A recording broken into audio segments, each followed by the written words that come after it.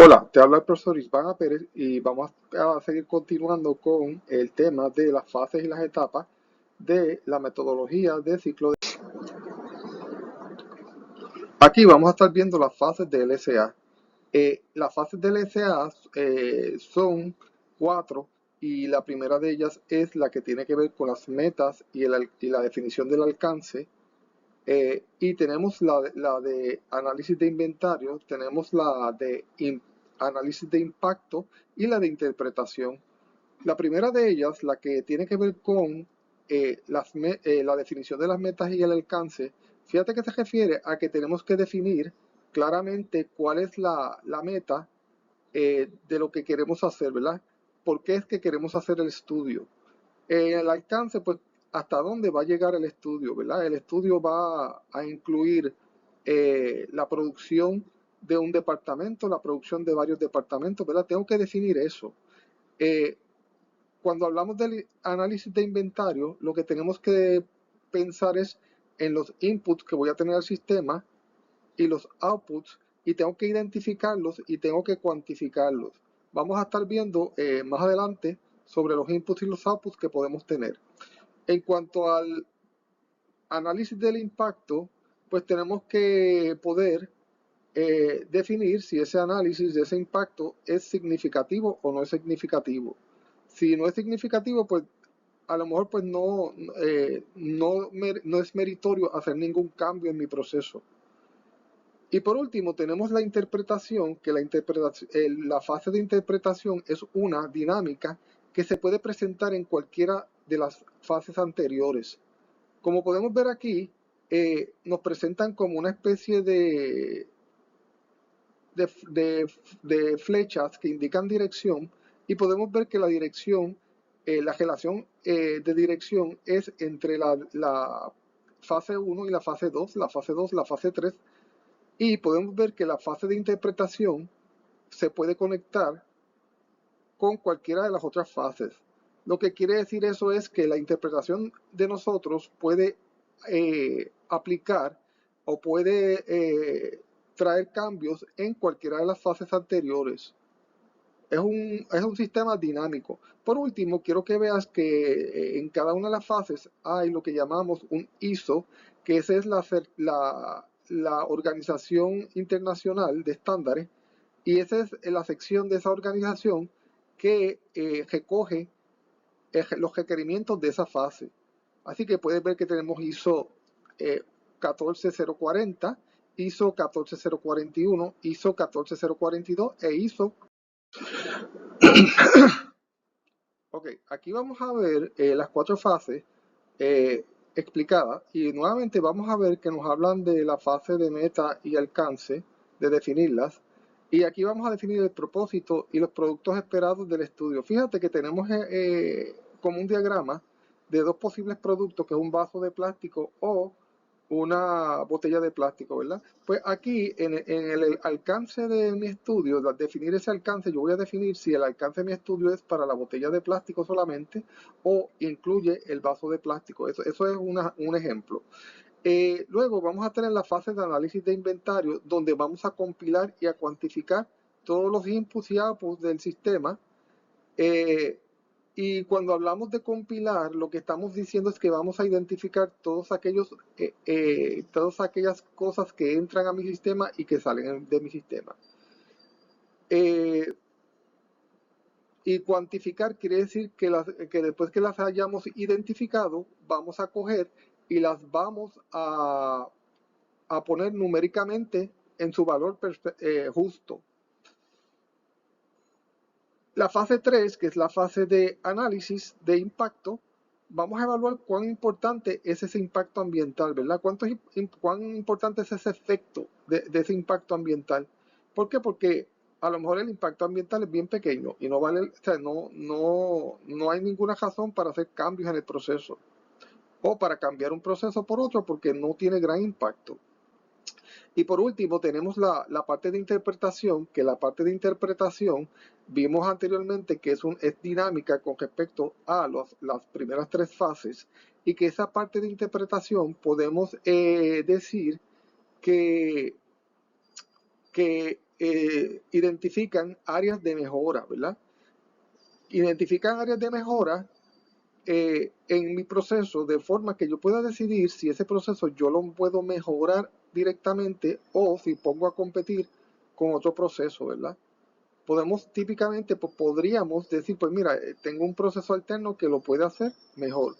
O simplemente puedo en la interpretación identificar que tengo un proceso interno a mi proceso completo y ese proceso interno yo puedo mejorar. Ok, cuando hablamos de la fase 1, habíamos dicho que íbamos a hablar de las metas. Las metas incluyen cuál es la aplicación que nos interesa, ¿verdad? ¿Qué es lo que vamos a hacer? Es lo que quiere decir eso.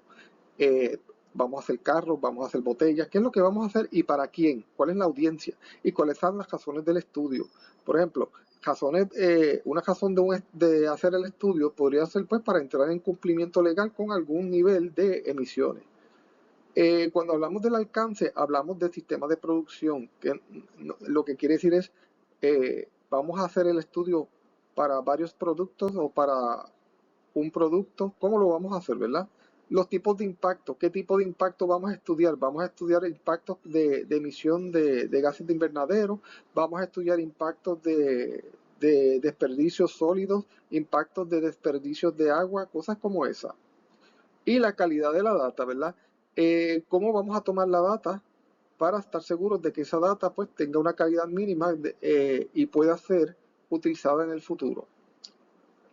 Ok, pues vamos a ver que vamos a estar hablando ahora de lo que es la unidad funcional. Cuando hablamos de la unidad funcional, es una unidad que tengo que definir para mi proceso que me permita comparar diferentes procesos parecidos, ¿verdad? Que me permita compararlos en la misma base. Cuando hablamos de límites, vamos a estar hablando de de dónde comienza y dónde termina el sistema que yo voy a estar estudiando. Eso es bien importante y son cosas que no las puede hacer cualquier persona, sino que la persona que lo haga tiene que tener un entendimiento del proceso como tal. Vamos a hablar de los requerimientos de calidad de data también, ¿verdad? La calidad de data. Vamos a hablar de asunciones que hemos hecho y vamos a hablar de limitaciones del estudio.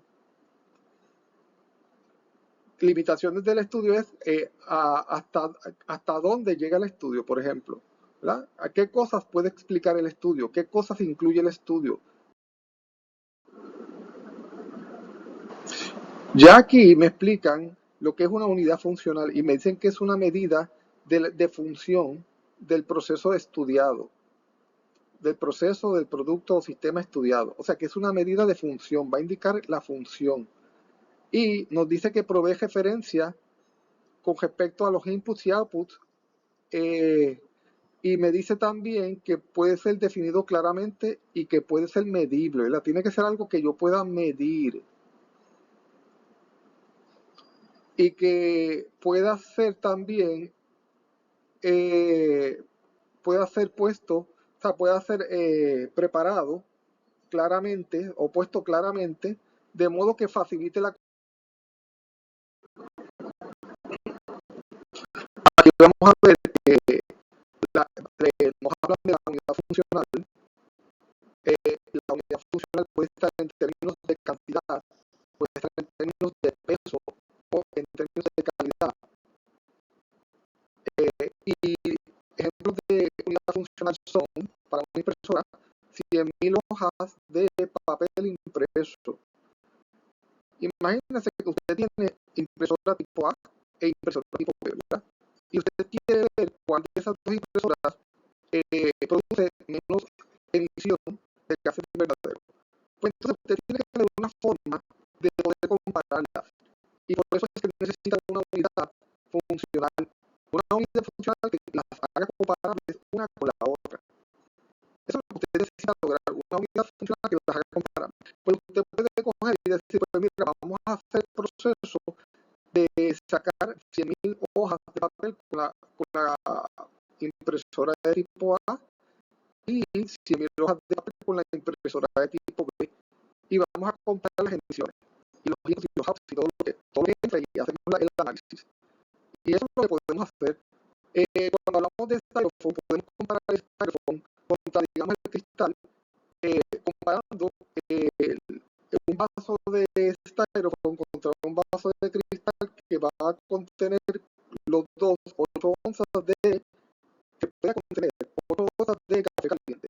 Por lo tanto, lo que estaremos hablando es de que lo que estaremos comparando son los productos independientes, en este caso, a base de las onzas que pueden retener dentro de sí.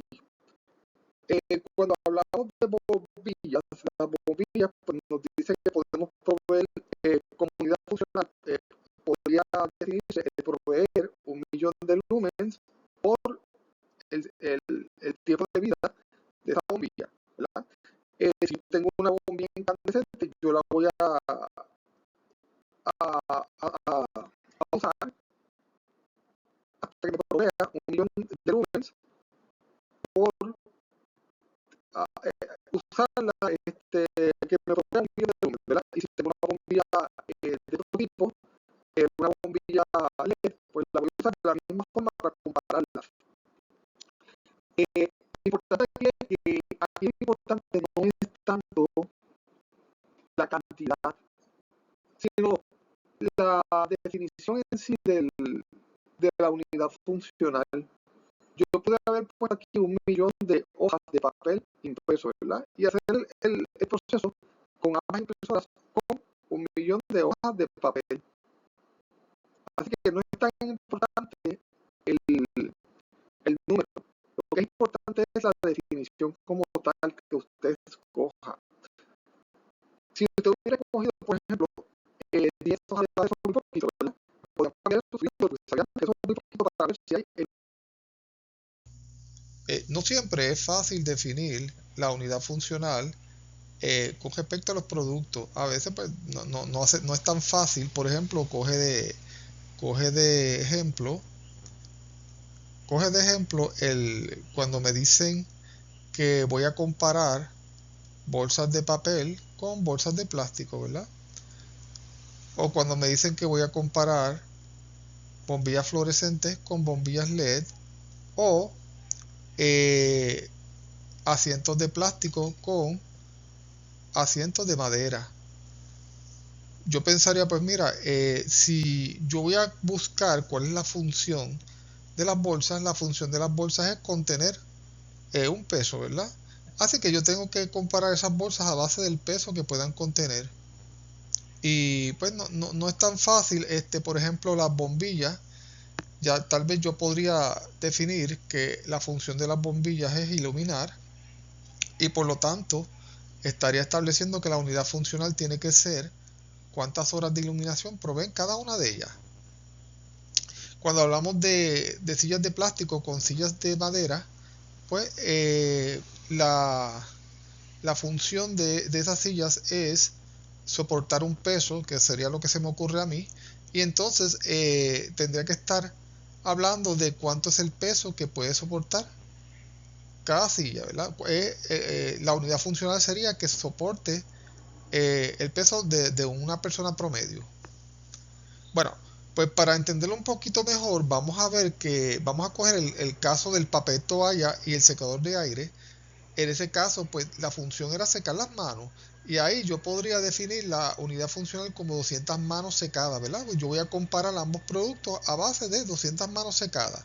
Cuando yo hablo de una taza de café contra un envase de styrofoam también para el café, yo puedo hablar de que la función es contener el café y que la unidad funcional sería 1 litro de café contenido, ¿verdad? Es los litros de café que yo puedo contener. Sería 1 litro de café para ambos. Como parte de la fase 1, donde vamos a estar estableciendo el alcance del estudio, vamos a estar definiendo los límites del sistema. Los system boundaries son los límites del sistema. Aquí vamos a estar definiendo qué procesos vamos a incluir en nuestro estudio como tal. Y esto es algo que puede ser subjetivo, ¿verdad? Requiere de un poquito de entendimiento. Subjetivo quiere decir que no hay una forma sola de hacerlo, sino que depende del entendimiento del que lo está haciendo. Así que típicamente aquellas personas que entiendan bien este tipo de definición son los que deben hacer este tipo de cosas. Vamos a ver un ejemplo. Imagínense que tenemos materia prima para hacer el queso, ¿verdad? Y vamos a analizarlo. Y la materia prima para hacer el queso podemos ver que es la leche. También podríamos hablar de un cultivo que se utiliza para hacer que la leche reaccione para que cree el queso como tal. Pero ¿de dónde sale la leche? Pues la leche sale de las vacas. Así que podemos ver que vamos por aquí, vamos por las vacas. Pero ¿qué es lo que alimentan las vacas? Los granos. ¿Y cómo llego a los granos? Con los fertilizantes. Así que eh, un, podemos ver un proceso, podemos ver un proceso donde típicamente pues yo tengo que decidir dónde yo voy a comenzar el estudio, ¿verdad? ¿Cuáles van a ser los límites de mi estudio? Y yo puedo decir, pues mira, el estudio lo voy a comenzar por aquí, ¿verdad? O el estudio lo voy a comenzar más acá. Esto es algo que típicamente lo hacen personas que saben de esto, porque requiere requiere que uno pueda hacer una elección subjetiva. Vamos a ver que cuando vamos a hacer estudios comparativos de un producto contra otro, tenemos que tener una definición equivalente de lo que queremos hacer. Y tenemos que establecer los sistemas de forma que sean significativamente equivalentes, que den lo que uno entiende que debe dar. Vamos a coger, por ejemplo, eh, la, el desecho de una lámpara fluorescente contra el desechar una lámpara incandescente, donde yo estoy poniendo, en este lugar que está aquí, estoy poniendo el límite de mi sistema. Y estoy diciendo que aquí va a salir las lámparas fluorescentes, ¿verdad? Y las lámparas fluorescentes tienen mercurio. El, el mercurio es Hg. Y el mercurio es un elemento que es bien contaminante. Si se rompe una lámpara en el vertedero, pues ese es bien contaminante. Por el otro lado, yo tengo las lámparas incandescentes, que las lámparas incandescentes no tienen mercurio como tal. Pero ahora vamos a ver que si yo defino el sistema, ¿verdad? Los límites del sistema de lo que voy a usar desde acá, pues yo me doy cuenta que hay un proceso completo donde vamos a ver que en este lugar pues tenemos que usar carbón para poder generar electricidad, poder generar la electricidad que se va a usar en el proceso. Y el carbón genera mercurio también. Y ese mercurio que genera va a ser mayor para cuando hago el proceso de lámparas incandescentes que cuando hago el proceso de lámparas fluorescentes. Por lo tanto, lo que quiere decir esto es que yo debería quedarme con las lámparas fluorescentes porque son las que en el proceso completo producen menos desecho de mercurio. Una vez que hemos determinado dónde comienza y dónde termina mi sistema, yo voy a estar estableciendo entonces cuáles son los inputs y los outputs, ¿verdad? Y yo voy a estar estableciendo aquellas cosas como los inputs, como la materia prima, como la energía, como el agua que entra al sistema para ser usada. Y como digamos que también puedo hablar de los flujos de agua de residuos que salen del sistema como los outputs. Y hay varias cosas pues que vamos a estar haciendo para poder establecer el inventario. Vamos a estar haciendo lo que llamamos un flowchart, donde vamos a estar detallando cuál es el flujo del proceso en relación a la materia prima, a los procesos de manufactura, hasta llegar a los flujos de residuos. Vamos a estar también colectando data o recopilando data de cada uno de esos inventarios ¿verdad? Que los inventarios, recuerda que son los inputs y los outputs, esos son los inventarios. Y por último vamos a estar calculando la magnitud de esos inventarios. Fíjate que lo primero que hacíamos era que lo identificamos qué era lo que entraba y salía del sistema, y luego teníamos que cuantificarlo. Continuando con la parte del análisis de inventario, la fase 2, vamos a ver que esta es la más intensiva en cuanto a trabajo que tenemos que hacer y nos va a tomar mucho tiempo. Y para tratar de evitar eso, pues que nos tome mucho tiempo, lo que podemos hacer es típicamente tener buenas bases de datos. Las bases de datos son lugares donde se guarda data histórica de procesos. Si yo tengo una buena base de datos, pues tengo mucha data, por lo tanto la puedo utilizar. Y otra cosa que podemos hacer es ver si los clientes y los suplidores de la compañía, recuerda que la compañía tiene suplidores, compañías suplidoras y compañías clientes, si los suplidores y los clientes están deseosos de ayudar en la recopilación de los datos. Y esto se puede dar porque simplemente existe conciencia de mejorar las cosas. Pues si esto se da, pues entonces nos pueden ayudar.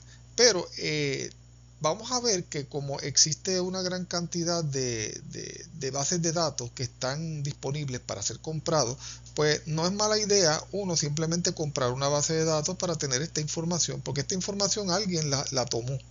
Ya se tomó para muchos productos, pues podemos usarla típicamente si nuestro producto cae ahí. El problema que yo veo es que yo tuviera un producto completamente diferente a los productos existentes y que no encontrara un producto que pudiera ser análogo a mi producto. Eso sería un problema y tendría que entonces yo buscar la forma de recopilar esa data y tratar de que los suplidores y los consumidores, los suplidores y los clientes me ayuden a tomar esa data. Es bueno saber las diferentes fuentes que existen para yo buscar este tipo de datos que necesito. La primera que me presenta es la literatura científica. La literatura científica, si está disponible, es un lugar donde yo puedo conseguir data confiable, ¿verdad? Esa es la palabra, confiable. Estudios publicados, esa es otra fuente para conseguir data.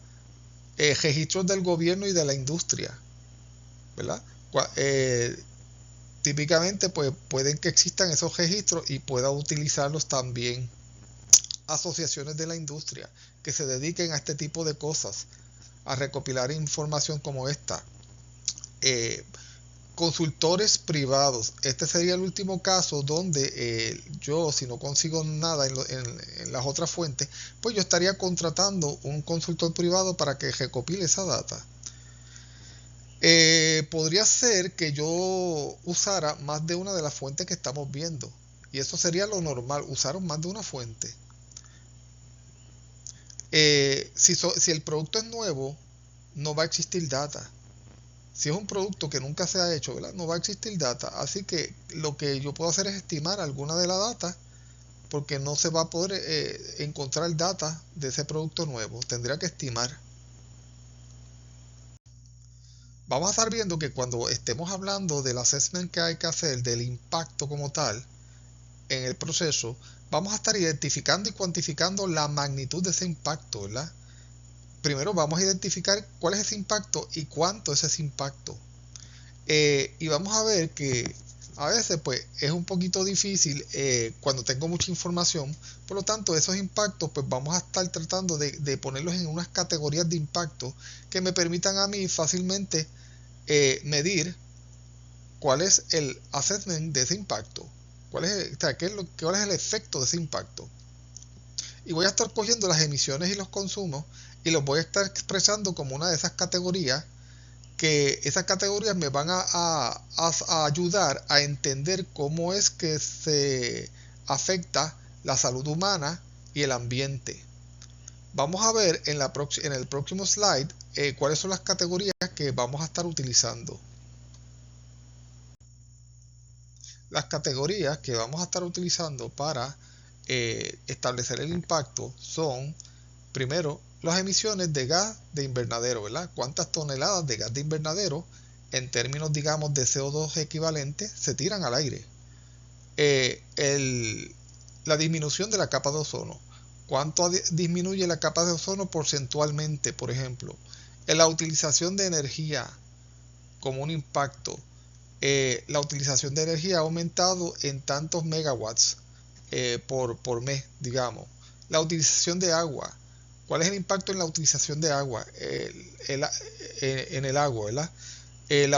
La utilización de agua ha aumentado en tantos galones o millones de galones por semana. Cosas así es impacto de mi proceso.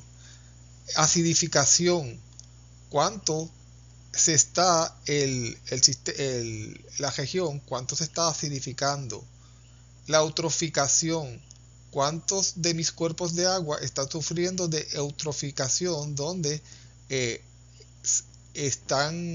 donde el aire comienza a disminuir en el agua y eso causa que se muera la vida? Utilización del tejeno es un impacto. Utilización del tejeno. ¿Cuánto del tejeno que tengo disponible estaré utilizando? ¿Cuánto puedo utilizar? Eso es un impacto. Vamos a estar típicamente para esta clase, vamos a estar enfocándonos en el primero, que para nosotros es el más importante, y en la utilización de la energía. Esos son los que nos van a competir más en esta clase como tal. Si te acuerdas del diagrama de las fases de LCA, te acordarás que es un sistema interactivo. Significa que en cualquier punto del sistema yo puedo hacer ajustes a la interpretación para que el estudio sea válido y mejorar la interpretación como tal. Ok, pues vamos a ver que la fase de interpretación tiene algunas cosas que tenemos que estar pendientes. Una de ellas es el análisis de resultados, ¿verdad? En este análisis de resultados yo voy a estar identificando aquellas cosas que son significativas. Por ejemplo, yo tengo si yo tengo emisiones de un gas que es pernicioso, pero las concentraciones son bien pequeñas, pues eso no es significativo. Pero si yo tengo concentraciones del CO2, que aunque no es tan malo, pero en grandes cantidades es malo, pues puedo decir que eso es una cosa significativa y tengo que esos resultados analizarlos. Voy a evaluar. ¿Y qué es lo que voy a evaluar? Voy a evaluar cuán completo, cuán sensitivo y consistente son los cotejos que se hicieron en el estudio. El cotejo de calidad es un cotejo que se ve completo y que se ve como que está bien hecho, ¿verdad? Así que vamos a estar analizando los resultados, evaluando los cotejos que realicé. Vamos a estar tomando una conclusión y explicando las limitaciones. Por ejemplo, la conclusión es, pues mira, parece ser que el producto tal tiene menos emisiones perniciosas que el otro producto. ¿Cuáles son las limitaciones? Pues mire, las limitaciones podría ser, por ejemplo, que no se pudo hacer un buen análisis para determinar si sería mejor buscar una tercera opción. Proveer recomendaciones. Aquí en las recomendaciones es que nosotros vamos a decir qué es lo que entendemos por lo del estudio, qué es lo que debemos hacer. Las recomendaciones pueden incluir cosas como simplemente cambiar la materia prima, simplemente cambiar algo del proceso. Pueden ser recomendaciones que lleven a bajar las emisiones o simplemente descartar un producto a favor de otro. Esas son recomendaciones. Bueno, hasta aquí hemos llegado al final de lo que es las fases de LCA. Eso sería todo por ahora. Gracias.